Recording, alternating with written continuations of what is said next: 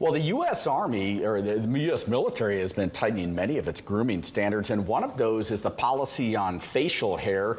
In a new memo from Secretary Hegseth, service members who require a medical shaving waiver for more than 1 year will be separated from the military. And military medical officers previously had authority over medical shaving waivers. Under the new policy, though, they will now have to provide a written recommendation to unit commanders, who will then make the final decision.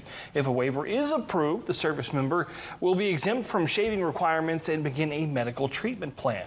So if a medical officer then determines that the waiver is still necessary after 1 year of treatment, the commander must initiate the member's separation from military service. Okay, so we talked about this a few weeks ago. I think this was our first week doing this show. Is like a lot of folks out there who might have like skin conditions, they're a little bit concerned about this, right? So they are, and I tell you, there's been a lot of updates to policy recently with reference to grooming standards and in appearance.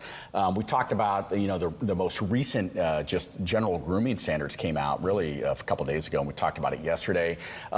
Because it's such a hot topic, I do plan to go a little bit more in depth about this in our digital studio later this week. So I'll publish a little bit more on this.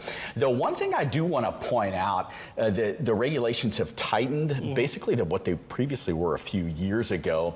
But in the memos that I've reviewed, commanders still have the final say on whether they determine, they have a lot of latitude, I guess, whether they determine retaining a soldier or not. So we'll have more on that on a digital, something in our digital studio published online. Looking forward to that.